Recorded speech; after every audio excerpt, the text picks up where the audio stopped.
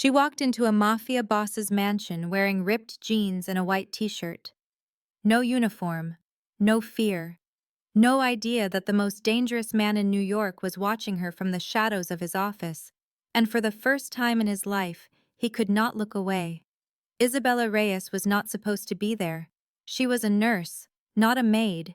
A woman who had spent 3 years hiding from a violent ex-husband, only to be thrown into the arms of someone far more powerful, far more ruthless, and far more complicated than anyone she had ever known. Within 48 hours, she would be locked inside a room with him during a gunfight. Within a week, she would uncover a secret that could destroy his entire empire. And within a month, the cold-blooded Maxwell Castellano would do something he had never done for anyone. He would kneel.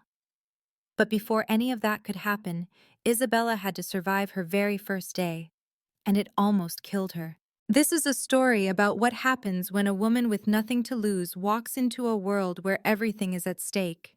It is about courage, survival, forgiveness, and a love so fierce it rewrote the rules of an empire built on fear. If you have ever been underestimated, if you have ever had to fight just to be seen, this story was made for you. Stay until the very end, because the final twist will leave you breathless. Now, like this video, share it with someone who needs to hear this story, and subscribe so you never miss what comes next. Let us begin. You cannot be serious right now, Mom, Isabella Reyes said, her voice filled with disbelief as she balanced the phone on her shoulder and rummaged through a suitcase. I have been back from Chicago for less than a day after 3 entire years, and you are asking me to go scrub floors in some gangster's mansion? On the other end, Rosa Reyes's voice was thin and strained with worry. The doctor's diagnosis had been pneumonia, and his orders were absolute: complete bed rest for no less than 1 week. My love, it is only for a little while. The Castellanos have employed me for 20 years. They have been fair. I cannot just abandon them when they are planning such a critical event. Isabella took a slow breath, forcing down the sharp words on the tip of her tongue. At 27 years old, she was a qualified nurse who had spent 3 years on the run from a violent ex-husband. The last thing she desired was to walk back into the orbit of powerful and dangerous men. But the memory of her mother's pale, weak face in their little Brooklyn apartment was a far more compelling reason than any argument she could make. The old scar on Isabella's shoulder began to ache, as if reminding her of the heavy price she had paid for putting her trust in the wrong man. "Can you not find anyone else?" she asked, making one final desperate plea, though she already knew what the answer would be. "No one understands that house the way we do, Bella, and they have faith in me, in us." Isabella glanced out the window of their small apartment. In the distance, the brilliant lights of the Manhattan skyline stood like a constant, glittering symbol of the immense gulf that separated her reality from the world of the Castellanos. "Fine," she finally conceded. "But I absolutely will not wear that awful uniform you insist on. If they need their house cleaned, it will be done on my terms." "Bella, please," Rosa begged, her voice broken by coughs. "My way, or not at all, Mom. I am not the fragile girl who ran away 3 years ago." The extended silence that followed was all the confirmation she required. Isabella allowed herself a small smile, knowing she had won this minor victory. But she had no inkling that stepping into the Castellano mansion was about to change her entire existence. She could not know that the famously cold Mafia boss, who had never yielded to anyone, would find his world turned upside down by a woman wearing ripped jeans and carrying an attitude more piercing than any blade. The very next morning, her taxi came to a halt before the massive, imposing black iron gates of the Castellano estate. Isabella got out of the car, pulled an old backpack onto her shoulder, and stood utterly still, staring at the colossal building that lay before her. She had chosen her outfit for this first day with great care. It consisted of a pair of blue jeans with tears in the knees, a white t-shirt tied up at her waist to show a narrow band of skin, and well-worn sneakers. Her long black hair was left down to fall naturally across her shoulders, and she wore no makeup besides a light coat of lip balm. This was not the typical attire of a housemaid, and she was well aware of it. Two men dressed in black suits were posted at the gate, their eyes traveling over her with clear suspicion. "What is your business here?" one of them asked, his tone cold and completely lacking in courtesy. Isabella lifted her chin, meeting his gaze without flinching. "I am Isabella Reyes, the daughter of Rosa Reyes. I am here to cover my mother's work for the week." The guard's eyebrow lifted as his gaze once more swept over her choice of clothing. "Are you sure you are at the correct address?" he inquired, his voice heavy with poorly disguised scorn. "The domestic staff here do not normally dress in that manner." Isabella felt a hot flash of anger inside her chest, but she suppressed it and managed a cool smile. "I wouldn't know how the maids here usually dress, but I dress according to my own style. Now, you can either call the main house to confirm who I am, or I can get back in my taxi and let my mother know the Castellano residence will be on its own for the week."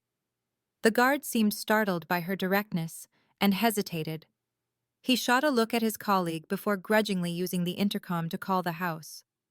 After a few minutes of tense silence, the massive iron gates began to swing open. Isabella walked through, feeling the intense stares of the two men fixed on her back. The white gravel path wound its way through a sprawling garden of flawlessly manicured lawns, vibrant rose bushes, and strategically placed marble statues. Isabella fought to keep her expression neutral, but inside her thoughts were racing. Her mother had been coming here for 2 decades, and she had never been able to fully picture this level of extravagance. The main mansion loomed ahead, an impressive Italianate villa with tall white columns, elegant wrought iron balconies, and an enormous oak front door. Isabella went up the marble steps and was just about to press the bell when the door opened on its own.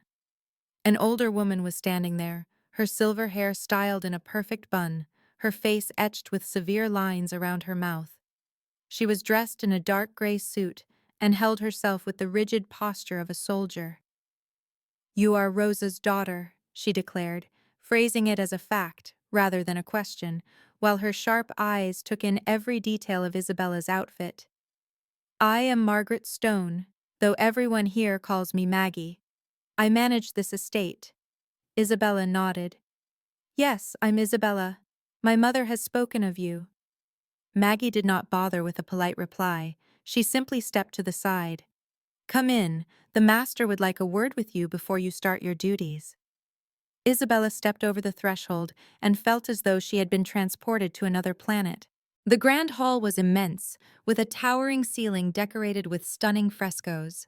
A giant crystal chandelier hung from the center, sending sparkling light over the polished black and white marble floor. The walls were covered in oil paintings with gilded frames, each one probably valued at more than the entire apartment building where she and her mother lived. Isabella swallowed hard and willed herself to appear calm. She followed Maggie through seemingly endless hallways, the sound of her own shoes echoing on the cold stone. She occasionally saw men in dark suits standing guard in alcoves and did not fail to notice the distinct bulges of weapons beneath their jackets. This is not just some rich family, Isabella thought, her mother's strict warnings replaying in her mind. Never ask questions about the Castellano family's business. Never look at anything you are not supposed to see, and never repeat a single word you overhear. Maggie finally stopped in front of a heavy wooden door at the end of a long corridor. She turned to face Isabella, her expression completely unreadable. "The master has no tolerance for defiance," she said in a low voice. "You should be very mindful of how you present yourself and how you speak." Isabella responded with a slight, challenging smile. "I was hired to work, not to be a servant." Maggie observed her for a long, silent moment, then let out a soft sigh before knocking. A deep, masculine voice responded from inside. "Come in." Maggie pulled the door open and stepped back, showing a large study. "Mr. Castellano," she announced. "This is Isabella Reyes, Rosa's daughter." Isabella took a quiet, deep breath and stepped forward, completely unaware that her life was about to be permanently altered from that point on. The study was far larger than Isabella had envisioned, with beautifully carved oak bookshelves covering 3 of the walls, a gigantic walnut desk commanding the center of the room, and immense glass windows that offered a view of the back garden. And yet, all of that splendor seemed to disappear the instant Isabella saw the man sitting behind the desk. Maxwell Castellano was focused on a stack of papers, with one hand holding a pen and the other propping up his head. Standing beside him was a heavily built, middle-aged man who Isabella assumed was a bodyguard, while 2 other men stood perfectly still like statues in the corners of the office. Max did not even glance up when she came in, continuing to review his documents as if her presence was beneath his notice. Isabella stood motionless in the middle of the room, neither speaking nor lowering her gaze. She took the opportunity to study him. His dark hair was slicked back, showing a face with sharp features, a strong jawline, and a thin scar that ran from his temple to the corner of his mouth. He wore a white shirt, with the sleeves rolled up to his elbows. The top of the shirt was unbuttoned, revealing a portion of a dark tattoo just below his neck. Even while just sitting and reading, he gave off a powerful and intimidating energy that made the air in the office feel thick and oppressive. This is the very man my mother has worked for over the last 20 years, Isabella considered. The same man rumored to have taken countless lives without even blinking. Finally, after almost a full minute of charged silence, Max raised his head, and his cold gray eyes locked with Isabella's. He froze. The hand holding the pen stopped moving. His eyes widened for a fraction of a second, then began a slow, deliberate survey from her face down to her shoulders, to the white shirt knotted at her waist, over her ripped jeans, and finally stopping at her worn-out sneakers. When his gaze met hers again, Isabella saw something flicker in those gray eyes, an emotion she could not identify. Still, it was enough to make her heart skip. Max set his pen down and leaned back in his chair, his eyes never leaving her face. "You are Rosa's daughter," he stated in a low, rough tone. It was a declaration, not a query. Isabella gave a small nod in response. "Yes, Isabella Reyes. I'm here to take my mother's place for this week." He remained quiet for a beat, his eyes sweeping over her clothes with an expression she could not decipher.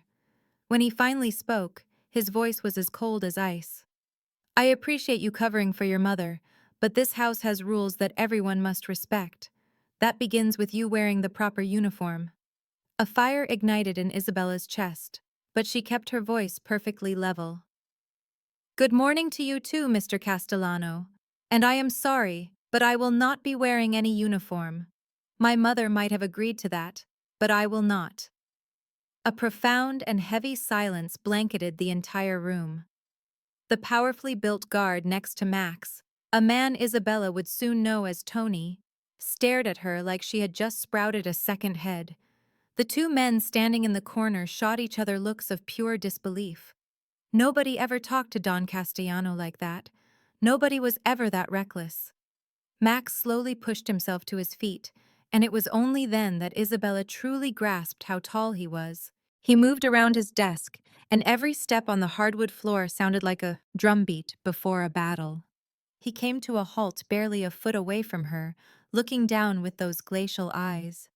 "Do you have any idea who you are speaking to?" he asked, his voice a low and menacing growl. Isabella raised her chin, meeting his gray stare head-on without giving an inch, even as her heart hammered against her ribs. "I do," she answered with a steady voice. "You are Maxwell Castellano, the man who employs my mother, the man she has given 20 years of her life to serve faithfully. But I am not my mother. I am here to do a job, not to be displayed like an ornament in a costume. If that is a problem for you, I will leave this instant, and you can find a replacement." Max's brow furrowed, and Isabella noticed the scar on his face twitch almost imperceptibly. He stared down at her, as if he were trying to see straight into her soul.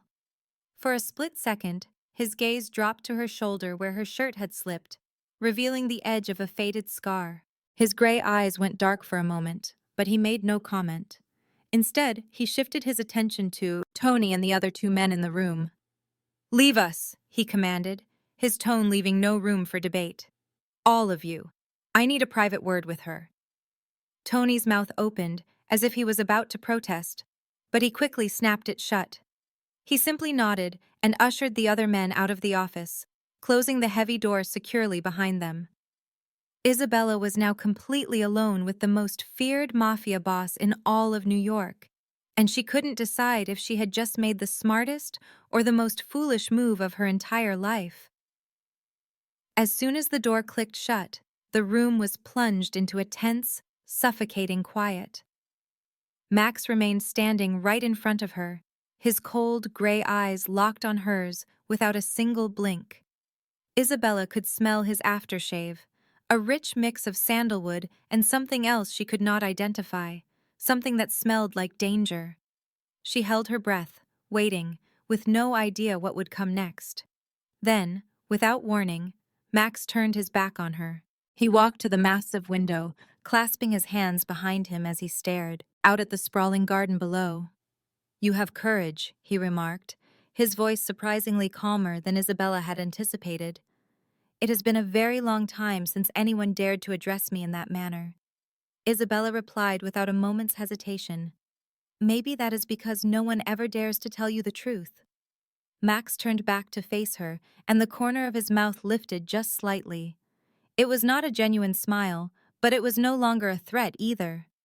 He moved back to the desk and poured a measure of whiskey into a glass. He raised it, but did not drink, just swirled the amber liquid slowly in his hand. "There is a critical event happening in a few days," he explained, his eyes still focused on the glass. "It is the launch of my family's new line of premium wine. Every single detail must be absolutely perfect. Your mother is the only person who knows this house inside and out, who knows the preferences of every single one of our guests." He finally looked up at Isabella. "And now she is in the hospital. I do not have time to find someone to replace her." Isabella saw it clearly now. "So you need me," she stated, cutting straight to the point. Max placed the glass on the desk, his gaze becoming sharp. "I do not need anyone, but I will concede that your presence here right now is a necessity. There is a significant difference." Isabella let out a soft, humorless laugh. "You can call it whatever you want, but if you expect me to stay and do the work that you require, then we are going to have to renegotiate the terms." Max lifted a single eyebrow. "Renegotiate?" Isabella nodded, stepping closer to his desk. She knew she was dancing with fire, but she had already spent 3 years escaping a husband who hurt her. She was not afraid of men like him anymore. "First, I will not wear a uniform," she declared, her voice strong and clear. "Second, I will manage my work in my own way, as long as the results satisfy your high standards. And third," she paused, looking him directly in the eye, "I want double the salary my mother receives." Max just stared at her, his stone-like expression giving away nothing of what he was thinking. Several long, tense seconds ticked by in the crushing silence, and then he laughed. It was a low, rough sound that filled the large room. It was the first, laugh Isabella had ever heard from him, and the sound of it was startling. "You are negotiating with me," he said, a note of genuine amusement in his voice. "In my own home, for a housekeeping position." Isabella did not flinch. "I am offering you reasonable terms for a job you have already admitted is essential. If you cannot agree to them, I am prepared to walk out of that door this very second." Max tilted his head, observing her as if she were some rare and fascinating creature he had never seen before. Then he gave a slow, deliberate nod. "Fine," he said, his voice clipped. "Double the pay. No uniform. You do it your way." But then he stepped closer, his voice dropping to a low growl. "If a single thing at this event is less than perfect, you will be the one I hold responsible. And I am not a forgiving employer." Isabella swallowed hard but held his gaze without wavering. "I do not need you to forgive me. I only need you to honor your side of the agreement." Max looked at her for another long moment, then took a step back and pushed the intercom button on his desk. "Maggie," he said into the speaker, Please take Miss Reyes and brief her on all the necessary work. She will be filling in for Rosa for the week. He paused, his eyes flicking over to Isabella. And she will not require a uniform. Maggie's voice crackled through the speaker, filled with surprise but maintaining its professionalism. Yes, sir. Max immediately sat down and pulled his documents toward him, as if their entire intense conversation was already forgotten. But just as Isabella was about to turn and leave, she heard his voice from behind her. You are an interesting woman, Isabella Reyes. She did not look back. She just allowed herself a small, private smile and walked out of the room, her heart still racing in her chest. She had won this first round. But deep down, she knew that the real fight was just getting started. Maggie guided Isabella through the enormous mansion, pointing out each area with a flat, detached voice. The kitchen was the size of one you would find in a five-star hotel, packed with shining stainless steel appliances. The main living room was vast enough to accommodate 100 guests, filled with plush cream leather couches and centered around a giant marble fireplace. The banquet hall located on the lower level was even more immense, featuring grand stone pillars and a polished wood floor that shone so brightly it was like looking into a dark mirror. Isabella absorbed and cataloged every detail, her mind operating with cold precision. 3 years working as a nurse had honed her ability to notice small details, to organize tasks with systematic efficiency, and to maintain her composure under any pressure. When Maggie presented her with the detailed checklist for the upcoming event, Isabella scanned it just once before nodding. I am going to need 2 additional assistants to properly clean the banquet hall, she informed Maggie. And the entire chandelier system needs another pass. I can see dust collecting on the upper fixtures from down here. Maggie's eyebrows shot up in surprise, but she simply nodded and jotted down a note. For the rest of that day, Isabella worked non-stop. She completely reorganized the storage for guest supplies, inspected every single crystal glass for chips or smudges, and created a detailed list of inventory that needed to be restocked, which she then gave to Maggie. She moved with speed and precision, never uttering a complaint and never wasting a single moment. The other members of the household staff watched her at first with wary, suspicious eyes, but by the time the day was over, they had started to follow her instructions as if it were the most natural thing in the world. In his private study, Max sat in front of his computer, the business reports on his desk completely ignored. He was watching the live feed from the security cameras, his eyes following Isabella's every move. He watched her as she stood in the banquet hall, confidently directing the staff as they positioned tables and chairs, her expression focused and intensely serious. He watched her lean down to examine a wine glass, holding it up to the light to inspect it for any streaks, before nodding with a look of approval. He watched her deftly tie back her long, dark hair when it began to fall across her face. And he asked himself why he could not seem to look away. She was unlike any woman he had ever encountered. She was not afraid of him, she was not submissive, and she was not trying to flatter him. She looked at him like he was just another man, not the powerful mafia boss that the entire city lived in fear of. That realization both annoyed him and fascinated him at the same time. Max leaned back in his leather chair, his gaze still fixed on the screen, but his thoughts had begun to drift back into the past. He thought of his brother, Jonathan, the man who was supposed to be sitting in this very seat instead of him. Jonathan was 3 years older, a tall and charismatic man who was born to take over the Castellano Empire. Max, by contrast, had only ever wanted to be a doctor. He recalled the long nights spent in his medical school dorm room, surrounded by thick anatomy textbooks, dreaming of a future where he saved lives instead of taking them. He had made it to his final year, just a few months away from graduating. And then Jonathan was gunned down right in front of him, caught in a brutal ambush set by a rival family. Max could still feel his brother's warm blood coating his hands. He could still hear Jonathan's last ragged breath. He could still see his brother's eyes looking at him, filled with so many things left unsaid. That terrible day, Maxwell Castellano, the medical student with dreams of healing people, died. From his ashes rose Don Castellano, a cold, ruthless man who never forgave an enemy and never forgot a debt. He had hunted down Jonathan's killers one by one, showing no mercy, and he had buried his dream of being a doctor in the same grave as his brother's coffin. Max blinked, forcing himself back to the present moment. On the monitor, Isabella was sharing a smile with one of the older housekeepers. It was the first real smile he had seen from her since she had walked into his home.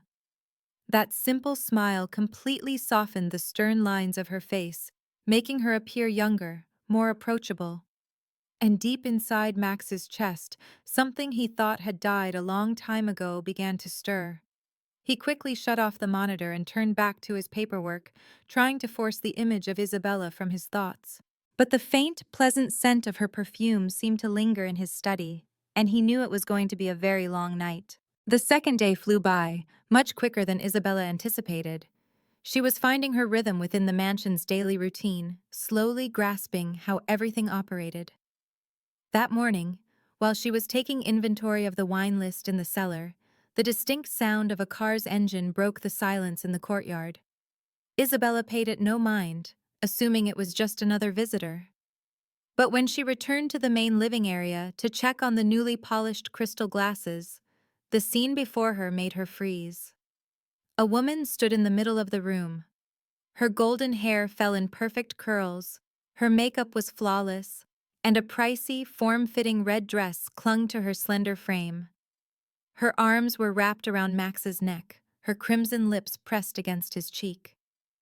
Max, however, stood rigid, his hands hanging uselessly at his sides as if he had no idea what to do with them. "Darling," the woman cried out in a high, sugary voice, "I have missed you so terribly. Why have you not called me this entire week?" Max gently untangled her arms, his face remaining a cold, unreadable mask. "Vanessa," he stated flatly, "I have been busy with preparations for the event." Vanessa's lips formed a slight pout of displeasure. "Too busy for your own fiancé." Isabella felt a shock, as if a bucket of icy water had been dumped over her head. His fiancé? Of course, she thought with a surge of bitterness. A powerful man like Maxwell Castellano would never be single. She was about to make a quiet retreat when Vanessa's head turned, and her piercing blue eyes locked onto Isabella. In a fraction of a second, that cold gaze raked over Isabella from head to toe, taking in her pulled-back dark hair, her plain white shirt, and her simple jeans. "Who is this?" Vanessa demanded, her voice still sweet, but now laced with a chill that sent a shiver down Isabella's spine. Max glanced toward Isabella, and for a fleeting moment, she thought she detected a flicker of something in his gray eyes before it was gone. "This is Isabella Reyes," he said, his voice even. "Rosa's daughter. She is filling in for her mother this week." Vanessa's eyebrow arched, her gaze remaining fixed on Isabella. "Oh, the maid's daughter," she said slowly, drawing out the words. "I was under the impression that the staff was required to wear uniforms. Why is she dressed like one of the guests?" A flash of anger ignited in Isabella's chest, but she quickly suppressed it and managed a polite smile. "I am not a servant, ma'am. I am just helping my mother while she recovers from her illness." Vanessa moved closer, and the sharp, expensive scent of her perfume assaulted Isabella's senses. The high heels made her slightly taller, an advantage she used to look down on Isabella with undisguised contempt. "Whatever you are," Vanessa whispered, her voice low enough for only Isabella to hear, "you would do well to remember your place. Do not get any ideas just because you have a pretty face. Do not look at things that do not belong to you." Isabella held Vanessa's gaze without flinching. "I have no idea what you are referring to," she answered calmly. "I am here to do a job, not to look at anything." Vanessa let out a short, sharp laugh, but her eyes were as cold as ice. "Good," she said. "Make sure you keep it that way." She then pivoted back to Max, her sweet smile instantly reappearing as if their tense exchange had never occurred. "Darling," she cooed, draping her arm possessively over Max's shoulder. "I want to see all the preparations you have made for the party. My father is very excited about this event." Max gave a slight nod, but his eyes darted one last time toward Isabella before he allowed Vanessa to guide him away. Isabella remained rooted to the spot, watching their retreating figures vanish down the long corridor. She couldn't understand the sharp ache in her chest, or why she cared in the slightest whether Maxwell Castellano had a fiancé. She was just the maid's daughter, here for a few days before disappearing from his life. She had no right, and certainly should not have any feelings, for a mafia boss. And yet, as she went back to her duties, the image of Vanessa's arm linked with Max's continued to plague her thoughts. That afternoon, Vanessa decided she would stay for dinner at the estate. She made herself comfortable in the living room, sipping wine and issuing orders as though she were already the lady of the house. Isabella did her best to steer clear of her, concentrating on the preparations for the big event, but it was obvious Vanessa had no intention of leaving her in peace. "You there?" Vanessa called out sharply as Isabella walked through the living room, her arms full of a stack of tablecloths. "Come over here." Isabella halted, taking a deep, calming breath before turning and walking toward her. "Yes, what can I do for you?" she asked, her tone polite but distant. Vanessa's eyes scanned her from top to bottom with unconcealed disdain. "Pour me another glass of wine," she commanded, shoving her empty glass in Isabella's direction. Isabella glanced at the glass, then back at Vanessa. "There are staff members in the kitchen," she replied evenly. "I am occupied with preparations for the event." Vanessa's eyes narrowed, her red lips tightening into a thin, angry line. "I told you to pour me some wine. Are you hard of hearing?" Isabella placed the stack of tablecloths on a nearby table, walked over to the wine cabinet, and poured a glass of red wine. She set it down in front of Vanessa, struggling to maintain her composure, even as her anger simmered. Vanessa picked up the glass, took a small sip, and then abruptly threw the entire contents at Isabella. The cold red liquid drenched her white shirt, soaking through to her skin. Isabella stood there, utterly stunned, unable to process what had just occurred. "Oh, my apologies," Vanessa said with feigned sincerity. "My hand must have slipped. But it is no matter. You are used to being dirty, are you not? Your mother is the same, spending her entire life on her knees scrubbing other people's floors." Isabella's hands balled into fists, her nails digging painfully into her palms. She could feel the blood rushing to her face, a furious ringing in her ears, but she forced herself to hold back, thinking of her mother and the 20 years of dedicated service she had given to this family. Seeing Isabella's silence only made Vanessa bolder. She rose to her feet and stepped closer, her voice dripping with venom. "I heard your mother is sick," she sneered. "It is probably because she spent her entire life working like a dog until her body gave out. How utterly pathetic. 20 years of bowing and scraping. And for what? In the end, she is just a worn-out old maid that nobody needs anymore." Something inside Isabella finally snapped. She could tolerate any insult directed at her, but she would not stand for anyone speaking about her mother that way. Before she even realized what she was doing, Isabella's hand shot out and connected with Vanessa's perfectly made-up face in a sharp, resounding slap. The sound echoed through the silent room like a crack of thunder. Vanessa stumbled backward, her hand flying to her cheek, her eyes wide with disbelief and horror.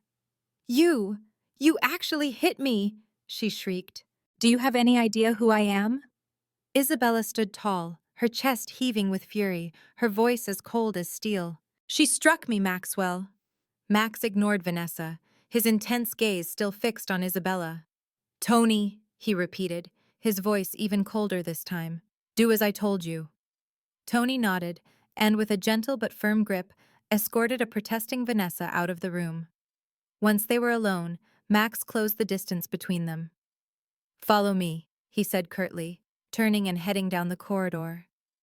Isabella hesitated for only a moment before following him. He led her into his private study and shut the door behind them. She stood there, steeling herself for the explosion of anger she was sure would come. Instead, Max regarded her with a peculiar expression. He then opened a drawer, pulled out a brand new white shirt still in its packaging, and held it out to her. "Change your shirt," he instructed simply. "If the wine stays on your skin too long, it will cause irritation." Isabella stared at the shirt, then back at him, completely bewildered. "Are you not going to punish me?" she asked. Max turned his back to her and gazed out the model window. "Next time, try not to leave a handprint on her face," he said, a hint of amusement in his voice. "It makes things difficult to explain to the Thornon family." Isabella stood there, absolutely stunned, staring at his broad back.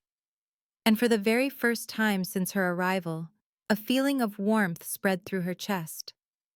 That night, Isabella lay in her narrow bed in the servants' quarters, but sleep was impossible. Her thoughts raced, replaying the day's dramatic events over and over.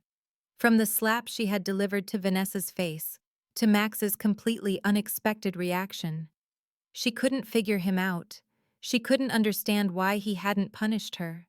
She couldn't decipher the strange look in his eyes when he had handed her the new shirt. When the clock chimed 2 in the morning, Isabella finally gave up on trying to sleep. She slipped on a light cardigan and tiptoed out of her room. The mansion was shrouded in darkness and silence. With only a few dim lights illuminating the corridors, she had no destination in mind. She just walked.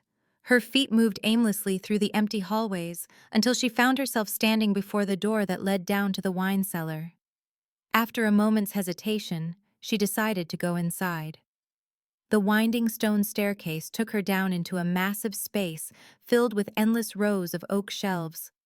The air was thick with the scent of aged wood and rich wine. Isabella wandered slowly, her fingertips brushing against dusty bottles, each one a silent keeper of a story, a memory of the Castellano family. Her wandering came to a halt when she saw a figure sitting in the far corner of the cellar. It was Max, seated alone in an old leather armchair. An open bottle of wine rested on a small table beside him, and he held a glass of deep red liquid in his hand. But what truly surprised Isabella was the book in his other hand. Even in the dim lighting, she recognized it as a medical textbook, the kind she had become very familiar with during her nursing studies. "Can't sleep either?" Max's voice cut through the silence, making Isabella jump.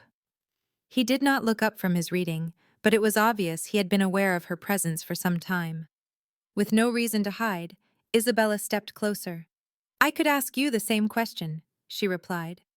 Max finally raised his head, and his gray eyes met hers in the dimly lit room. He looked more tired than he had during the day. The lines around his eyes seemed deeper, and his usual cold demeanor was replaced with something that looked like sorrow. "I have not slept well for many nights," he said, his voice rough, since Jonathan passed away. Isabella recalled Maggie mentioning that name. Max's brother, the one who was supposed to be the heir to the Castellano Empire. She sat down quietly in the chair opposite him, offering her silent presence. Max observed her for a long moment before holding up the book. "This belonged to my brother," he said. "Jonathan used to collect medical books, even though he never had any intention of becoming a doctor. He claimed they helped him understand the human body, where to strike in a way that inflicted the most agony." He let out a short, hollow laugh. "Yet, the one who truly wished to use that knowledge for healing was me." Isabella stared at him as the unspoken truth finally clicked into place. "You went to medical school," she observed, not as a question, but as a firm realization. Max gave a slow nod. "I was in my final year, just a few short months away from graduating. Then Jonathan was shot and killed right in front of me, and I had to come back to take over his duties." His voice was unnervingly calm, like he was recounting a story about someone else entirely. But Isabella could see the profound ache buried deep within his gray eyes. She recognized that kind of emptiness all too well. It was the void left by losing someone you love, a space that can never be refilled. "I lost my brother as well," she said, her voice still trembling with a grief that time had not erased. His name was Miguel. He was 16. He died in a motorcycle crash while he was out making deliveries to help our family. I was holding him in my arms as he took his final breath. Max looked at her then, and for the very first time, his gaze was unguarded, completely stripped of any defense.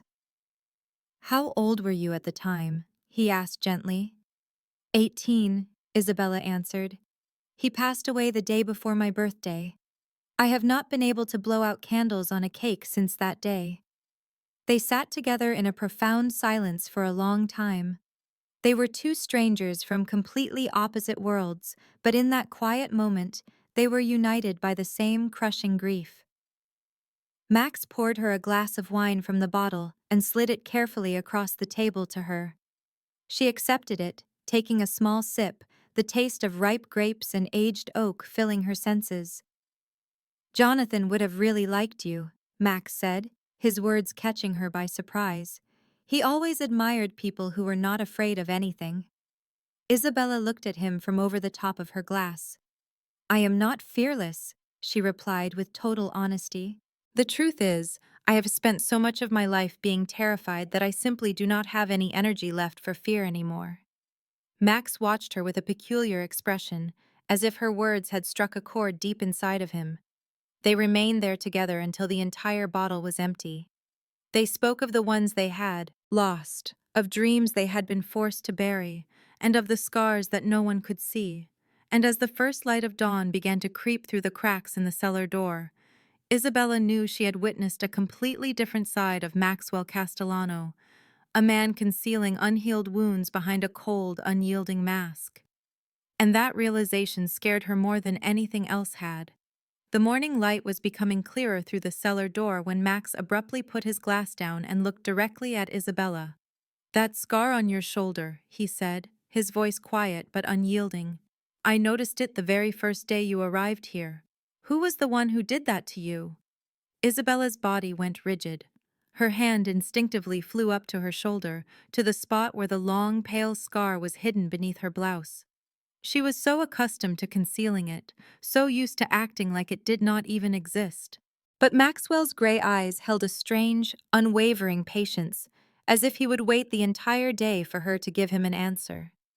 "That is very old history," she said softly, attempting to deflect the question. "It really does not involve anyone else." Max remained completely silent, simply continuing to stare at her. His quiet stillness was heavier and more demanding than any question could have been. Isabella could feel the protective wall she had spent 3 years constructing begin to fracture. Maybe it was because they had already shared so much that night. Or maybe it was because she was just so tired of holding everything inside all by herself. "My ex-husband," she confessed at last, her voice shaking just a little despite her best efforts to keep it steady. "His name is Derek Manning. We got married when I was 22, and we were divorced 2 years after that." Max's brow furrowed, making the scar on his face seem to twitch. "He hit you," he stated, not as a question, but as a declaration filled with cold anger. Isabella nodded her head slowly, her eyes falling to her empty wine glass. "In the beginning, it was just with words," she said, her tone flat as if she were telling a stranger's story. "Then it became slaps, and then it turned into beatings. This scar is from a time he shoved me into the sharp corner of a glass table. I ended up needing 12 stitches. Max's hand tightened into a fist, his knuckles turning a stark white. "Where is he now?" he demanded, his voice as cold and hard as ice, with a deep rage simmering just below the surface. Isabella simply shook her head. "I do not know." "After the divorce was final, I fled to Chicago and I cut off every single contact. For 3 whole years, I lived my life like a ghost. I had no social media, no contact with old friends, and left no traces behind. I was terrified he would eventually find me." She raised her head to look at Max, and in the depths of her dark brown eyes, he saw not a trace of weakness, but a powerful resilience that had been forged in suffering. "But I am finished with running," she declared, her voice now filled with new strength. "I have come back to New York because my mother needs my help, and I will not allow anyone, especially not Derek, to chase me out of my own life ever again." Max stared at her for a long, silent moment, his gray eyes swirling with emotions that she could not begin to decipher. Then, he rose to his feet and moved closer to her. Isabella thought he was about to speak, but instead, he just extended his hand, his palm facing up in a silent, gentle invitation. "Let us go upstairs," he said softly. "It is morning, and you really need to get some rest." Isabella looked down at his outstretched hand, paused for a moment, and then she placed her own inside of it. Max's hand was warm and solid, his fingers wrapping around hers with an unexpected gentleness. He guided her up the staircase and through hallways that were still cloaked in shadows, leading her directly to her room. "Sleep," he murmured, his voice soft. "Do not worry about a single thing." Isabella could only nod before she slipped inside her room. When she spun around to offer her thanks, the door was already shut, and Max had disappeared down the corridor. She had no idea that the instant he was out of her sight, Max pulled out his phone to call Tony. His voice turned cold and utterly lethal as he delivered the command. "I need a complete file on a man named Derek Manning, who is Isabella Reyes's former husband. I want to know his location, his occupation, how he even breathes, and I expect it on my desk before the sun goes down today." On the other end of the line, Tony knew better than to ask questions. After 20 years serving the Castellanos, he understood precisely when to remain silent and simply obey. "Yes, sir," Tony answered. "I will take care of it right away." Max disconnected the call and lingered in the darkened hallway, his gray eyes riveted on Isabella's door. He could not understand why her story had ignited such a profound rage within him. He did not know why the mere idea of someone harming her made him want to crush that person with his bare hands. He only knew one thing for certain. Derek Manning, no matter where he was hiding, would very soon regret that he ever laid a hand on something he should have never touched. That afternoon, Isabella requested permission from Maggie to go visit her mother for a couple of hours. She felt an urgent need to see Rosa, to listen to her voice, and to reclaim the feeling of peace that only her mother's presence could provide. The last several days had thrown her world into chaos. From the incident with Vanessa to the nights spent in the wine cellar with Max, she felt her sense of stability slowly slipping away. The small Brooklyn apartment was exactly as she remembered it, a bit cramped, but filled with the warmth of family photographs on every wall and the comforting aroma of cooking from the kitchen. Rosa was doing much better now. The healthy color had returned to her cheeks, although a slight cough still bothered her from time to time. "My daughter," Rosa said with a bright smile when she saw Isabella walk in. "Come here and sit with me. You have to tell me how everything is going at the Castellano estate." Isabella settled next to her mother on the old, worn-out sofa, laying her head on Rosa's shoulder just like she did when she was a little girl. She talked about her job, the big event that was coming up, about Maggie, and the rest of the household staff. She carefully left out any mention of Vanessa. She did not talk about the slap, and she most certainly did not bring up the nights she spent in the wine cellar with Max. But Rosa was her mother. She had always been able to perceive the things that were left unsaid. "Is there something else that you would like to tell me?" Rosa inquired softly, gently stroking her daughter's dark hair. Isabella paused for a moment, then she shook her head. "It is nothing, Mom. I am just really tired." Rosa let out a soft sigh, and her gaze seemed to drift far away. "I know that you are hiding something from me," she said, "but that is okay. You have every right to hold on to your own secrets. It is just that I believe it is finally time for me to tell you a secret that I have been keeping for the last 20 years. Isabella lifted her head, completely taken by surprise. "What kind of secret?" Rosa shut her eyes for a brief second, as if she was trying to summon her courage. When she opened them again, Isabella could see tears starting to well up in the corners. "It is about your father," Rosa said, her voice shaking, "and it is about the real reason I have worked for the Castellano family for 20 long years." Isabella froze in place. Her father, Ricardo Reyes, was the man who had walked out on them when she was only 5 years old, leaving her mother to raise two children alone in poverty. She had almost no memory of him, aside from a few faded photographs and the distant sound of her mother crying late at night in the kitchen. "Did you know that your father once worked for the Castellanos?" Rosa asked. Isabella shook her head, feeling completely stunned. "I had no idea. You never said anything about it." Rosa nodded her head slowly. "Your father was the personal driver for Mr. Castellano, Maxwell's father. He was a trusted employee, highly valued, but then he started to gamble and ended up losing a very large amount of money. He took out loans from dangerous loan sharks, and when he was unable to pay them back, he did something that was truly unforgivable." Isabella felt her heart begin to pound in her chest as a terrible feeling washed over her. "What did he do?" she managed to ask, her voice raw. Rosa took a shaky breath, tears carving paths down her cheeks. "Your father took money from the Castellanos to cover his gambling debts. It was a massive amount. When they found out, he was supposed to die. But I got on my knees and I begged Mr. Castellano to let him live. He agreed, but there was a condition. Your father had to vanish forever, and I had to work here until every penny was paid back." The air seemed to rush out of Isabella's body, leaving her empty. 20 years, she whispered. "You spent 20 years paying for what he did."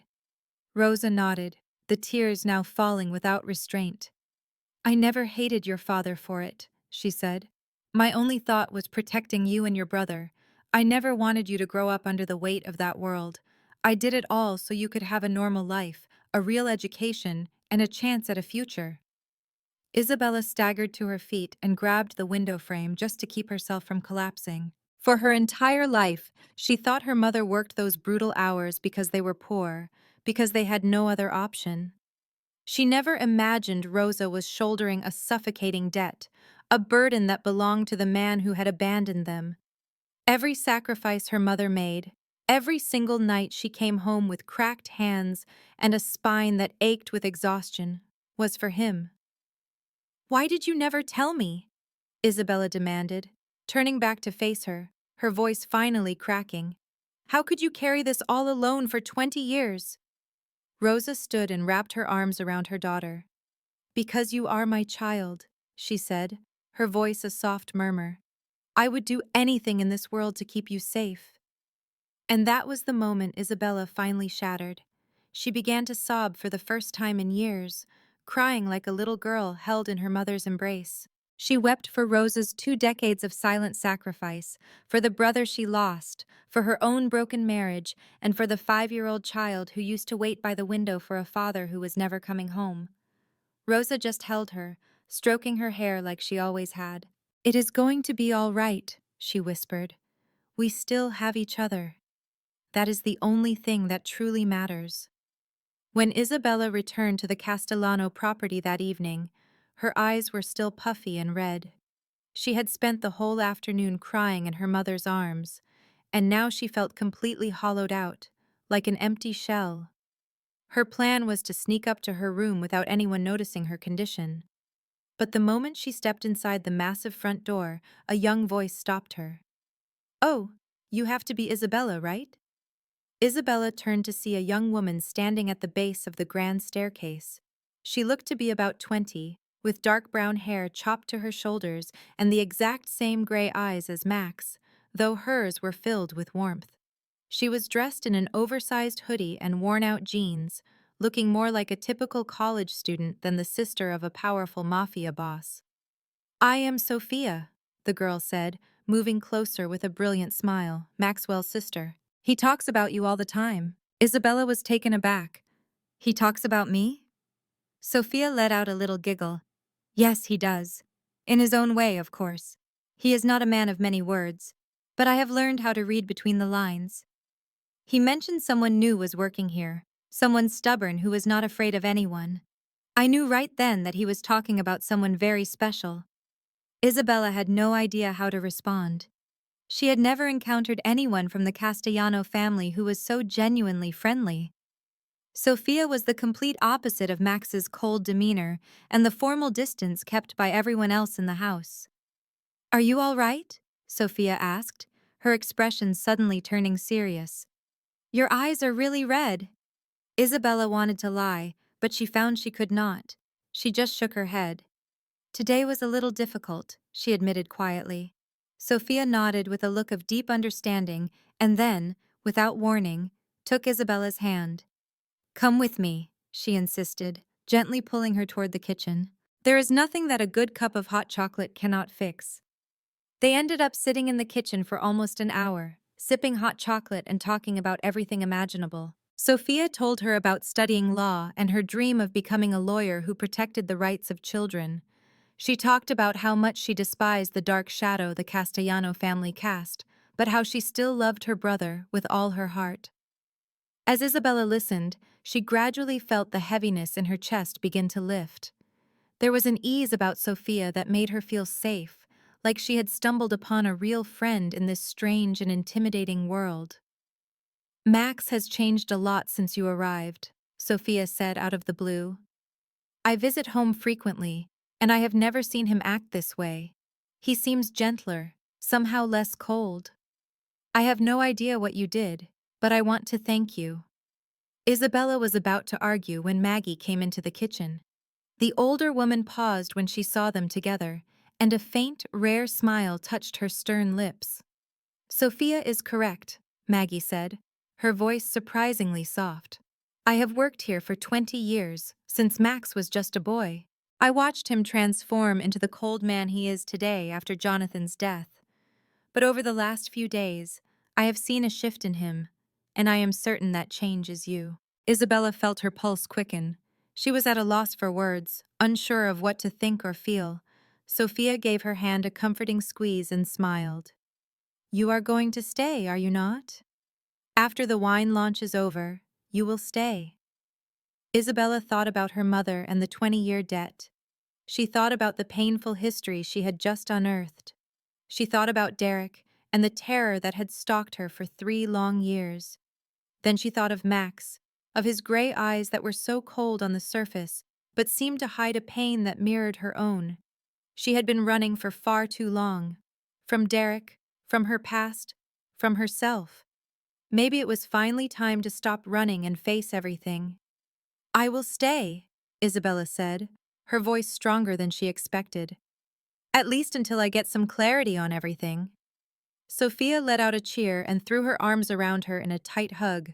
Maggie simply nodded, but for the first time in many years, Isabella saw a flicker of genuine hope in the older woman's eyes. The day of the wine launch finally came. The Castellano estate had been transformed into a vision of pure elegance. It was lit by thousands of candles that flickered like stars, decorated with countless arrangements of white roses, and filled with the sound of a live orchestra playing soft classical music in the grand banquet hall. Isabella had been working since early that morning, conducting final inspections of everything. She checked the placement of every table and chair and the exact positioning of the priceless wine bottles. She was determined to make sure not a single detail was out of place, not just for her job, but to prove to herself that she was capable of this. Later in the afternoon, while Isabella was reviewing the guest list one last time, Sophia suddenly appeared and pulled her into a nearby room. "You cannot possibly wear jeans to the party tonight," Sophia declared with excitement. "Max has invited you to attend as his guest." Isabella froze in place. "What? I am just a temporary employee. I cannot possibly do that." Sophia waved her hand dismissively. "He has already made up his mind, and when Maxwell Castellano decides something, nobody can change it. Besides, I already have a dress for you." Before Isabella had a chance to protest, Sophia pulled a long black gown from the wardrobe. The dress was simple but incredibly elegant, with a boat neckline, long sleeves made of sheer lace, a fitted bodice, and a skirt that flared gently at the bottom. "I bought it for a university formal but never ended up wearing it," Sophia explained. "We are the same size, so I know it will fit you perfectly." Isabella stared at the dress, and then at Sophia, a lump forming in her throat. She was not accustomed to this kind of care. She was not used to people being kind to her without expecting something in return. "Thank you, Sophia," she whispered. Sophia just smiled and gently pushed her toward the adjoining bathroom. "Go on, get ready. We only have 2 hours left." 2 hours later, Isabella stood in front of a full-length mirror and could hardly recognize the woman looking back at her. The black dress fit as if it were made for her, accentuating her warm, honey-toned skin and her gentle curves. Sophia had helped her apply some light makeup, just a bit of mascara, a hint of blush, and a nude lipstick. Her long dark hair had been swept into an elegant updo, which revealed the graceful line of her neck and the simple pearl earrings Sophia had loaned her. "You look absolutely beautiful," Sophia said, sounding completely satisfied. "Max is not going to be able to look away from you." Isabella felt a blush creep up her neck, but she did not say a word. She just took a final, deep breath and walked out of the room. The main staircase was already filled with people when Isabella appeared at the very top. She looked down at the enormous hall below, where hundreds of impeccably dressed guests were chatting and sipping wine. She recognized a few faces from the news, powerful business moguls and politicians, and she assumed the others belonged to the criminal underworld. "This is Max's world," she thought to herself. A world of glamour and danger, a world where she had never belonged. As Isabella started to walk down the staircase, Max looked up at that very moment. His gray eyes found her instantly in the sea of people, and he stopped dead in his tracks. She saw the wine glass freeze halfway to his lips, saw his mouth part slightly as if he was about to speak, but no sound came out. He was wearing an immaculate black three-piece suit with a crisp white shirt and a black tie, looking every bit the king presiding over his court. And yet, in that instant when their gazes locked, Isabella did not see the cold and ruthless Mafia boss. She saw the man who had shared a bottle of wine with her in the quiet cellar, the one who had listened to her story without a single word of judgment.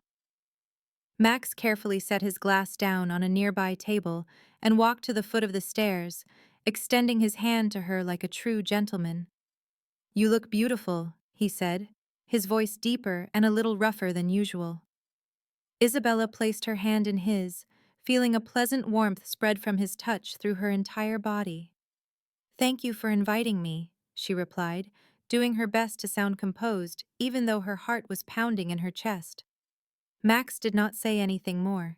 He just guided her toward the center of the hall. Every eye in the room turned to watch them, and whispers erupted through the crowd. But Isabella did not care. She focused only on the feeling of Max's hand holding hers, as if he were silently declaring to everyone present that she belonged right there with him. From a corner of the grand ballroom, Vanessa Thornton watched everything, her crimson dress a stark contrast to the cold fury in her blue eyes. For the first few hours, the party was a picture of perfection. People drifted through the room, their laughter mixing with the clinking of glasses filled with the Castellano family's most exquisite wines. Isabella remained close to Max's side as he introduced her to his business partners, simply calling her a friend of the family. She felt the weight of countless inquisitive stares, some filled with pure surprise, but nobody was bold enough to ask about who she truly was. Maxwell Castellano's power was so immense that his choices were never questioned. Vanessa was there too, attached to the arm of her father, George Thornton, a man who was one of the Castellanos' oldest allies. She never stopped sending daggers with her eyes toward Isabella, but Isabella refused to let it affect her. She was long past being bothered by Vanessa's bitterness and would not allow it to spoil this important evening. Sometime after the evening's midpoint, Max made his way to the small stage set up at the head of the great hall. The overhead lights began to fade. A single spotlight found him, and a hush fell over the entire room. "Ladies and gentlemen," Max started, his voice resonating powerfully throughout the space. "Tonight, it is my great honor to introduce you to the newest source of pride for the Castellano family, our Rosadoro wine line, produced from the most superb grapes from our vineyard in Tuscany. But before we all toast to Rosadoro, I want to share something with you that is even more exceptional. It is a bottle that has been aging in our family cellar for 100 years, waiting for an occasion special enough for it to be opened. Max made a small gesture, and Tony appeared on the stage, carrying an ancient, dust-covered bottle protected inside a glass display case. A wave of appreciative murmurs swept through the hall. Everyone understood the incredible value of a century-old wine, not just in terms of money, but in its historical significance. Max delicately uncorked the bottle and poured a small measure into a crystal glass, first to inspect its color before he would taste it. Isabella watched from the floor as he held the glass up to the light, swirling the deep liquid gently. Then she witnessed his entire demeanor shift. A deep frown creased Max's forehead. He lifted the glass to his nose and then took a tiny sip. His gray eyes grew dark, and his jaw muscles clenched. Something was terribly wrong. Isabella felt her own heart clench in her chest when Max put the glass down, his expression turning as cold as marble. "This wine has been ruined," he said to Tony, his voice low, but Isabella was close enough to the stage to hear every word. Max's jaw was tight, yet a flash of calculated iciness passed through his eyes. He had seen Vanessa on the security monitor hours before, but he had intentionally let her act of sabotage play out. In truth, the authentic century-old wine had been secured in his private safe much earlier. The bottle on the stage was nothing more than a decoy. Max had orchestrated this entire scene specifically to draw Vanessa into his carefully laid trap. He allowed her to destroy a worthless bottle to create a public theater where he could finally tear the mask away from the Thorntons. It was his way of showing the world that Isabella was under his complete and total protection. Someone tampered with it. Before the situation could spiral, a sharp voice pierced the silence from the crowd. "I know who is responsible." Vanessa strode forward, her face a mask of triumph. "I saw her," she declared, pointing a finger directly at Isabella. "The maid's daughter, sneaking around the cellar late last night. She must have done something to the bottle." Every single head in the room swiveled to face Isabella. She felt the blood drain from her face, and a ringing noise filled her ears from the sheer shock and rage. She was innocent. She had been in the cellar with Max last night, but she never went near any of the bottles. "That is a lie," Isabella stated, her voice remarkably steady even as her world began to crumble around her. "I did not do it." Vanessa offered a cold, cruel smile. "Oh, is that so? Then perhaps you can explain why you were down in the cellar at 2 o'clock in the morning?" She addressed the entire crowd, her voice rising with theatrical flair. "Everyone in this room knows exactly who she is. The daughter of the maid, whose father was a thief that stole from the Castellano family before he vanished. It seems that betrayal is a trait that runs in their bloodline." Isabella felt the sting of those words, as if she had been physically slapped. Vanessa knew about her father. She had no idea how, but at that moment, it didn't matter. Her most painful secret was now exposed to hundreds of people, and there was no way for her to deny it. Guests started to whisper among themselves, their suspicious and scornful glances falling upon her. She was utterly alone, adrift in an ocean of strangers, with loneliness and despair closing around her throat. She desperately wanted to scream that she was innocent, that Vanessa was a liar, but she knew that no one would ever believe a person like her. Vanessa pressed on, her tone becoming more and more victorious. "She is jealous of my status and wants to bring ruin to the Castellano family as revenge for her father. She needs to be thrown out of here this instant, or even better, punished in the way the Castellanos handle traitors." Isabella's gaze flew to Max, who was still standing on the stage, completely silent. His face was a blank canvas, showing no trace of emotion. His gray eyes were coolly scanning the scene, as if he were analyzing every single detail. She couldn't guess what he was thinking. She had no idea if he actually believed Vanessa's lies. She only knew that if he did, her life was as good as over tonight. And in that terrifying moment, Isabella understood that she was truly, completely alone. Max's silence felt like it stretched for an eternity. Isabella remained frozen in place, feeling as though she were drowning under the weight of judgmental stares coming from every corner of the ballroom. She wanted to flee, to simply vanish from this place, but her feet felt as if they were bolted to the marble floor. A few feet away, Vanessa stood with a triumphant smirk spreading across her crimson lips. Just behind her, George Thornton maintained a stern look, a clear sign of support for his daughter's accusation. Isabella felt the room closing in on her, with absolutely no way out. Then Max finally spoke, and it was as if the entire room collectively held its breath. "Miss Thornton," he said, his voice quiet and steady, as if he were merely commenting on the weather instead of addressing a grave act of sabotage. "You are saying that you witnessed Miss Reyes sneaking into the wine cellar last night?" Vanessa nodded with great enthusiasm, her blue eyes shining, completely certain that Max was taking her side. "Yes, I saw her with my own two eyes. She went down into the cellar at around 2 in the morning. Who can say what she did to your family's precious bottles?"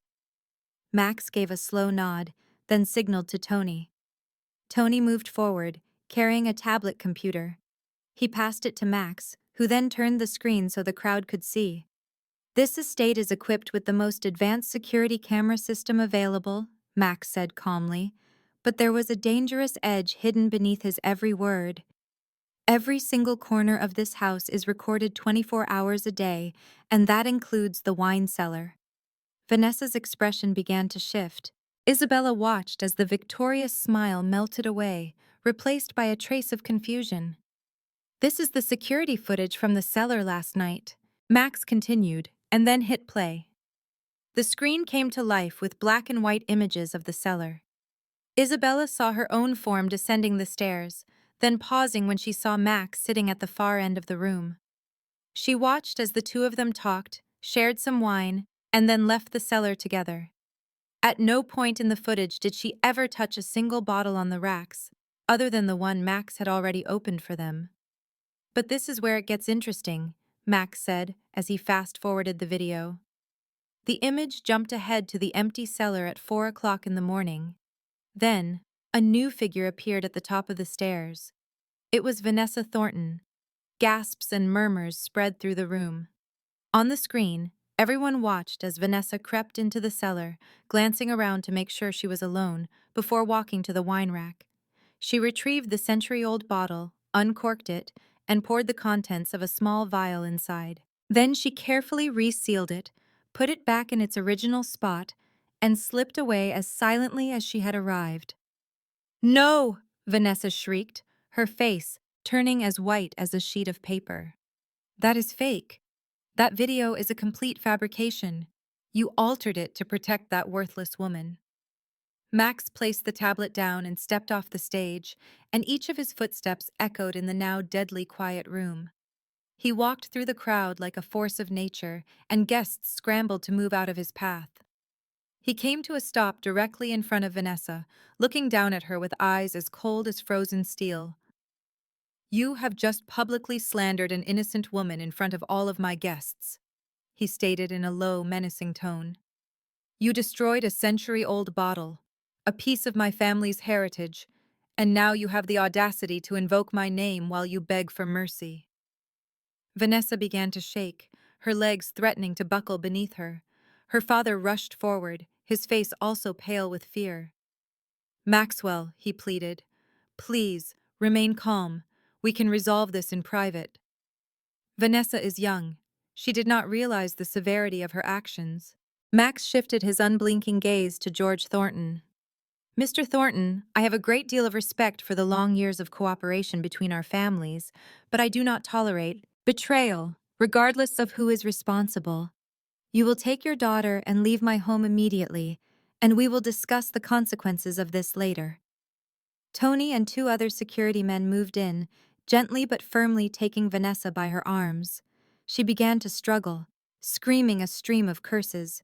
"She will pay for this!" Vanessa shrieked, her furious, bloodshot eyes locked on Isabella. "She is nothing but a maid's daughter. She has no right to be standing next to you." Max did not even grace Vanessa with a final glance. Instead, he walked over to Isabella, positioning himself like a great fortress, shielding her from every prying eye in the room. He reached for her hand, and Isabella, feeling as if she were in a trance, placed her hand in his. In front of hundreds of guests, Including some of the most powerful mafia figures in New York, Maxwell Castellano raised Isabella's hand and pressed a soft kiss to her knuckles. "Anyone who slanders her slanders me," he announced loudly, his voice echoing through the silent hall. "And everyone here knows precisely what the consequences are for opposing me." Tears welled up in Isabella's eyes, but she fought to keep them from falling. She looked up at Max, into gray eyes that held an emotion she was afraid to identify. She had no idea what her future would bring. She could not know where this one decision would take her. She only knew that in this very moment, surrounded by a world of danger and deception, she was finally not alone. The party continued on much later than anyone had anticipated. And yet, not a single person brought up the incident with the ancient wine bottle or the scandal involving Vanessa Thornton. The launch of Rosadoro was, despite everything, an overwhelming success. Many contracts were signed, and the prestige of the Castellano family was as strong as ever. After the last of the guests had finally gone, Isabella found herself alone on the mansion's rooftop, looking out at the glittering skyline of Manhattan. She needed the fresh air, needed some space to try and make sense of everything that had just occurred. She heard footsteps approach from behind her, and she knew exactly who it was, without even looking over her shoulder.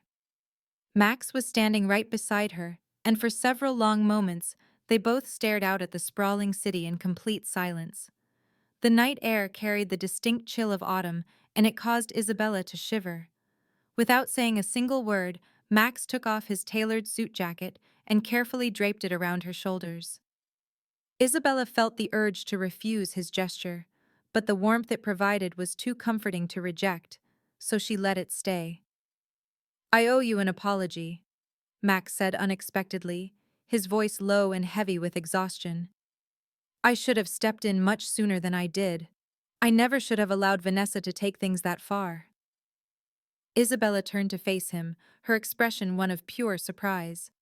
She had been expecting him to talk about the ruined wine or the financial loss to his business, anything at all except an apology. "You do not have to apologize to me," she insisted. "You stood up for me in front of everybody. I honestly did not think you were going to do that." Max looked directly at her, his gray eyes seeming even deeper in the dim light of the evening. "You really thought I would just stand by and let them hurt you?"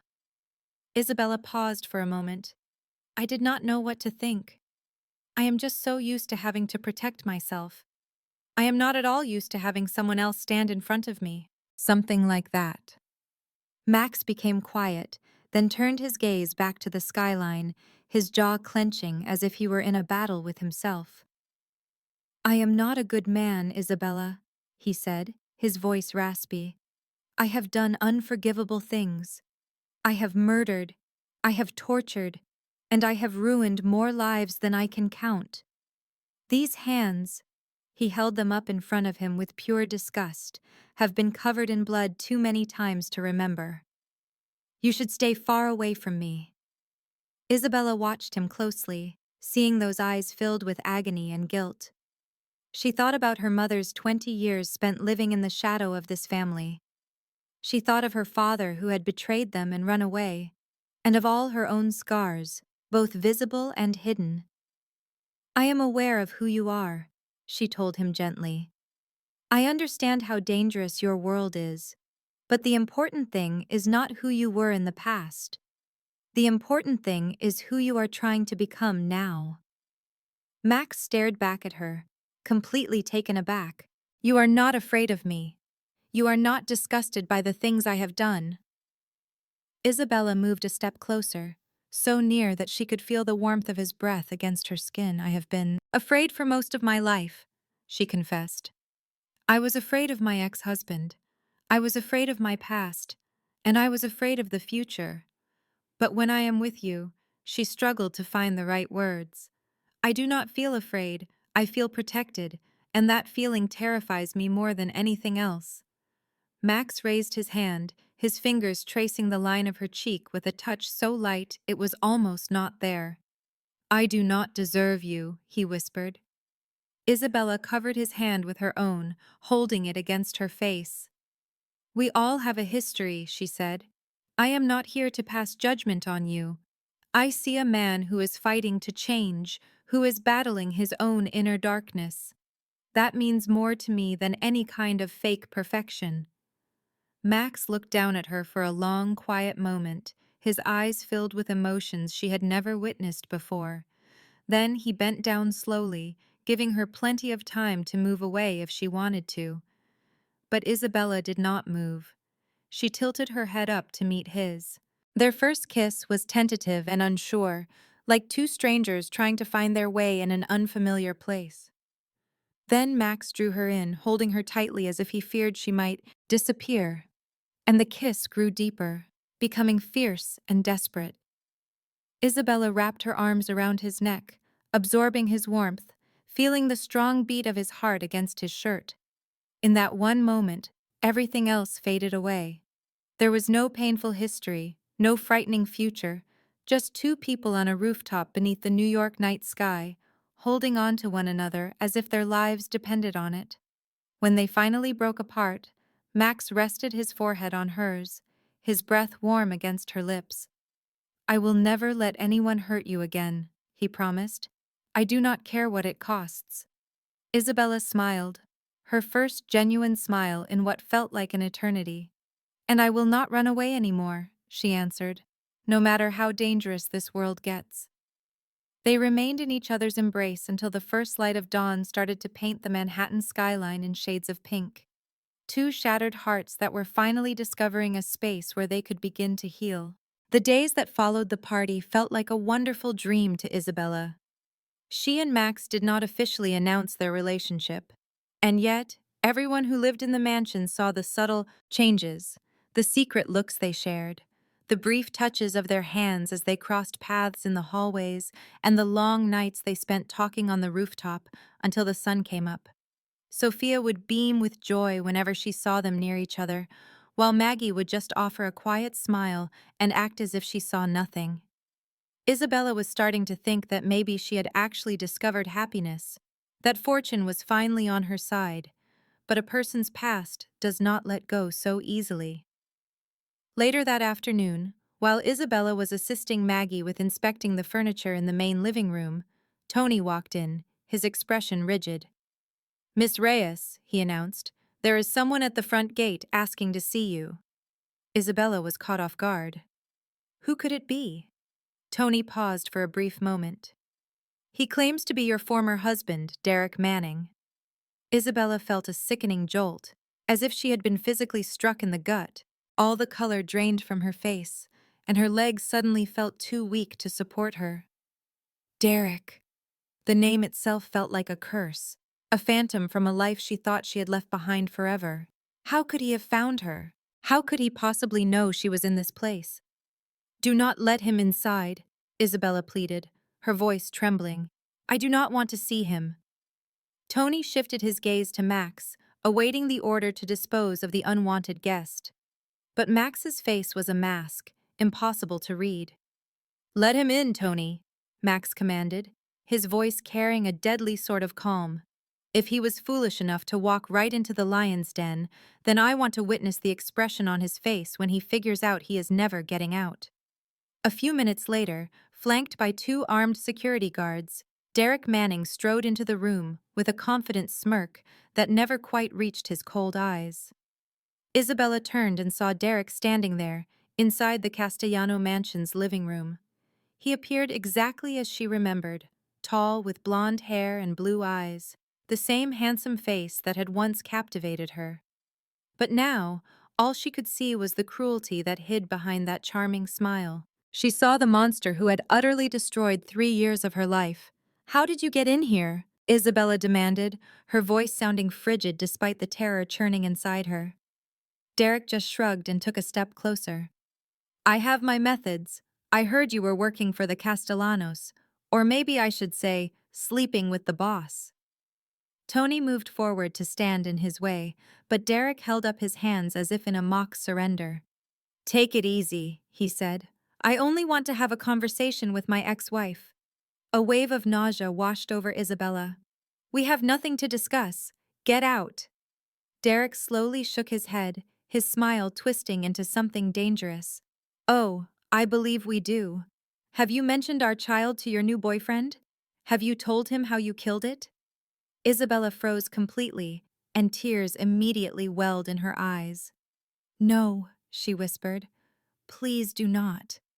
Derek advanced again, raising his voice so that everyone in the room could hear him clearly.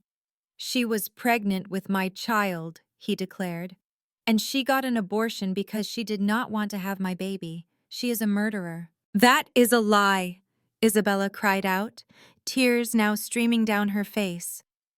"I had a miscarriage because you beat me. You kicked me in the stomach when I was 3 months pregnant. You are the one who killed our child, not me." A heavy silence descended upon the room. Tony stood frozen in place, his hands clenched into tight fists. Maggie brought a hand to her mouth, her face turning pale with absolute horror. And it was at that very moment that Max walked in. Isabella had no way of knowing how much he had overheard, but a single glance at his face told her everything she needed to know. He had heard all of it. Max's expression was as cold as ice, but his gray eyes were blazing with a level of fury she had never seen before. He walked right past Tony, moved past Isabella, and came to a halt directly in front of Derek. "What did you just say?" Max asked, his voice dangerously low. Derek seemed to hesitate for a second in the presence of the Mafia boss, but he managed to force a calm tone. "She is lying. She chose to have the abortion, and now she is trying to blame me." Max did not say a word. He just stared at Derek for a moment, then turned his head to Tony. "Tony," he said in a voice that was terrifyingly steady, "escort Isabella outside. I need to have a private word with Mr. Manning." Isabella wanted to object, to stay, and prevent Max from doing something he might regret. But Tony gently took her by the arm and guided her out of the room. The door shut behind them, leaving her to stand in the hallway, shaking and sobbing. Roughly 15 minutes later, the door swung open and Max stepped out. There was no blood visible on his hands, but Isabella could see the fresh bruises across his knuckles. Behind him, Derek was being hauled away by two large men, his face swollen and covered in blood, but he was still alive. "He will never come near you again," Max declared, his voice still cold, but his eyes were gentle as he looked at Isabella. "I presented him with two options. He could either leave this country and never return, or he could disappear in a more permanent way. He chose the first one." Isabella looked up at him, her vision blurred by tears. "You did not kill him." Max shook his head, gently wiping away her tears with his thumb. "You asked me not to. That night we were in the cellar," he reminded her. "I honored my promise to you. But if he is ever reckless enough to come back, I will not grant him mercy a second time." Isabella threw her arms around his neck, burying her face in his chest and sobbing. Max held her tightly against him, pressing his lips to the top of her head. The ghost that had haunted her for so long had finally been banished, and for the first time in years, Isabella felt completely and truly free. A week after the confrontation with Derek, a fragile sense of peace settled over Isabella's life. It was a new kind of normal within the walls of the Castellano mansion. She was no longer a temporary housekeeper, but an honored guest of Max. Still, a lifetime of work made it impossible for her to sit still, so she often found herself helping Maggie with chores around the house. Rosa, now fully healed, had also come back to her duties. Max, however, had lightened her workload considerably while giving her a significant raise in salary. It felt like all the broken pieces were finally coming together. That feeling shattered when Tony walked into the sitting room that afternoon, his face a mask of serious concern. "Sir," he said directly to Max, "there is a man at the front gate. He is asking for Mrs. Rosa and Miss Isabella. He told me his name is Ricardo Reyes." Isabella, who was enjoying a book near Max, went completely still. A sharp crash echoed from the doorway.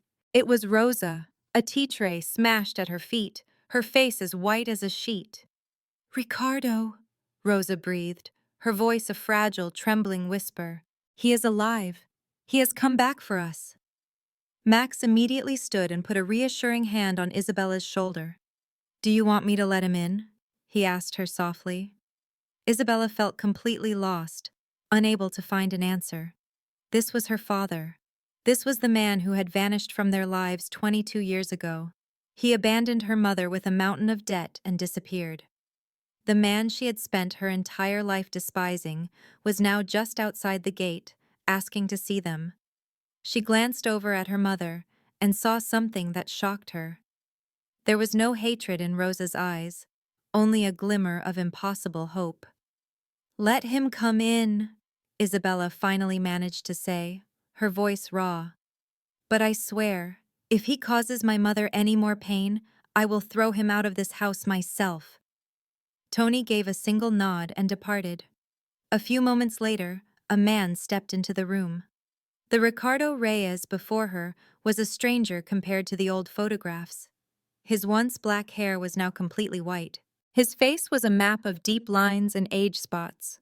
His frame was thin and stooped, as if the sheer pressure of his life had physically bent him. But his dark brown eyes had not changed at all.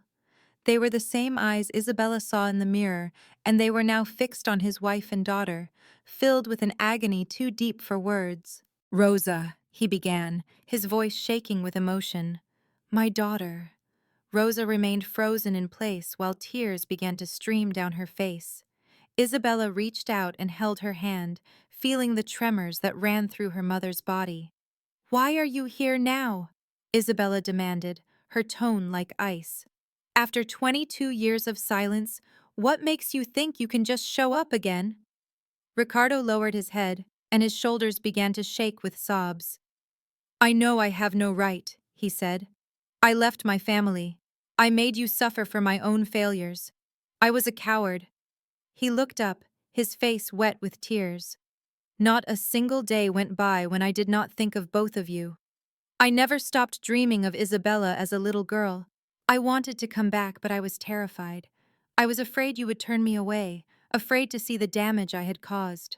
For the last month, I have spent every single night standing in the shadows across the street from your old apartment in Brooklyn, just watching the lights in your window and crying alone, too much of a coward to show myself until I was sure I could genuinely ask for your forgiveness. Then I learned that Miguel had passed away.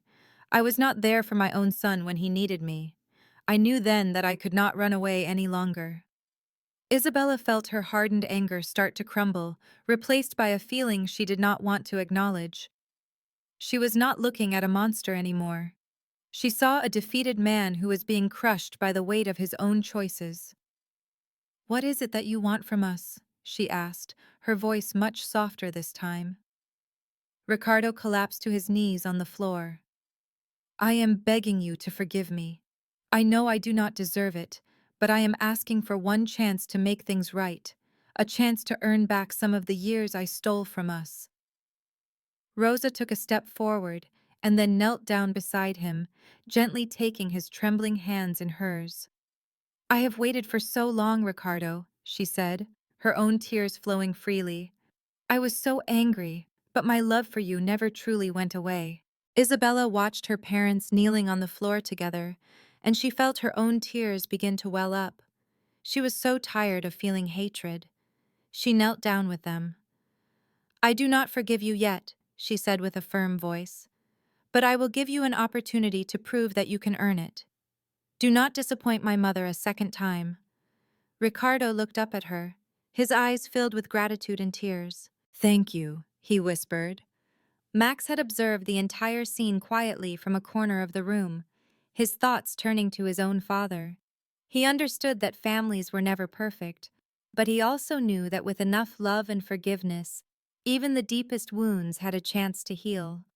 3 months passed after Ricardo Reyes came back into their lives, and things had shifted in ways Isabella had never allowed herself to imagine. Rosa was no longer working as a housekeeper. Max had promoted her to a new role as the manager of all the Castellano family's legitimate business properties. It was a respected position that came with a salary, reflecting her 2 decades of unwavering loyalty. Ricardo demonstrated his commitment through his actions, not just his words. He secured a job as a carpenter in a workshop near Brooklyn. He came home every evening at the same time, helped his wife prepare dinner, and patiently listened to all the stories of the 22 years he had missed. Isabella began working for a nonprofit organization that provided support to women who had escaped domestic violence, using her own difficult past to help others find their strength. She continued to live at the Castellano mansion, but her status was now clear to everyone. She was Max's official partner, and their relationship was something they no longer had to conceal. One evening, Max invited the entire group to dinner at Rosa and Ricardo's small apartment in Brooklyn. Isabella was taken aback by the invitation. Max always preferred to host gatherings at the mansion. He just offered her a mysterious smile and explained that he wanted to have a real family dinner. The small apartment was filled with warmth, from the delicious aroma of Rosa's cooking to the sound of genuine laughter. It was a kind of happiness Isabella had never known before. Rosa and Ricardo were seated next to each other, occasionally sharing tender looks like a couple newly in love. Sophia had flown in from her university for the occasion and sat beside Isabella, chattering excitedly about her law classes. Maggie was there as well, her face bright with a smile as she shared stories from Max's childhood that made him blush. Tony stood guard in his usual spot in the corner, but even he had a faint, rare smile on his face. In the middle of the meal, Max stood up and gently tapped his water glass with a spoon to capture everyone's attention. "I have something I would like to announce," he said, and his voice carried a warmth Isabella had never heard from him before. "I have made the decision to re-enroll in medical school. I am going back to complete the degree I abandoned 5 years ago." A hush fell over the dinner table for a brief moment. Then Sophia let out a joyful cheer and threw her arms around her brother in a tight hug. Rosa discreetly wiped away tears of pure happiness, while Maggie gave a nod of deep satisfaction, as if this was the news she had been waiting years to hear. Isabella simply looked at Max, her heart swelling with an immense sense of pride. He was finally chasing the dream he had set aside when his brother died. "I will continue to run the Castellano empire," Max went on to explain. "But I have restructured the organization so that I can make time for my studies. And more importantly," he said, turning his gaze directly to Isabella, "I am trying to create a future that I can truly be proud of, a future that I can share with the woman I love." Isabella felt her face flush with warmth as every person at the table turned to look at her. After dinner, as the others were enjoying tea and conversation, Max gently guided Isabella out onto the small balcony. The distant lights of the New York skyline glittered like jewels, but from this vantage point, they saw something different. They looked out over the humble rooftops of Brooklyn, the world that had shaped Isabella. "Are you happy?" Max asked, his hand holding hers. "I am happier than I ever believed I could be," she answered, leaning her head against his shoulder. Max then turned her so she was facing him. His gray eyes were soft and sincere in a way that she knew was reserved only for her. "I am not a perfect man," he said. "I have done terrible things in my life, and I may have to do them again to keep this family safe. But you, Isabella, you make me want to be a better person. You have brought a brilliant light into my very dark world." He then lowered himself to one knee. Isabella's breath caught in her throat as he pulled a small red velvet box from his coat pocket. He opened it to reveal an emerald ring, surrounded by a halo of tiny diamonds. It was simple, elegant, and breathtakingly beautiful. "Isabella Reyes," Max said, his voice thick with emotion. "I know that I do not deserve you, but I will spend the rest of my life trying to be the man who does. Will you marry me? Not right away, but whenever you are ready. I will wait for you."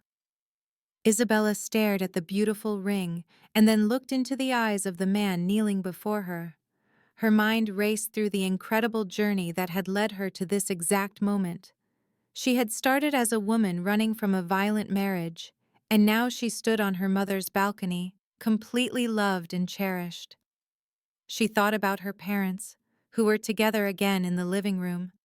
She thought about Sophia and Maggie, and about the unexpected family she had discovered in the most unlikely of places. "Yes," she said, her voice filled with tears and her face lit by a radiant smile. "Yes, I will." Max carefully slid the ring onto her finger. He then rose and pulled her into a deep embrace, their kiss filled with sweetness and the promise of a shared future. From inside the apartment, a wave of applause and cheers erupted.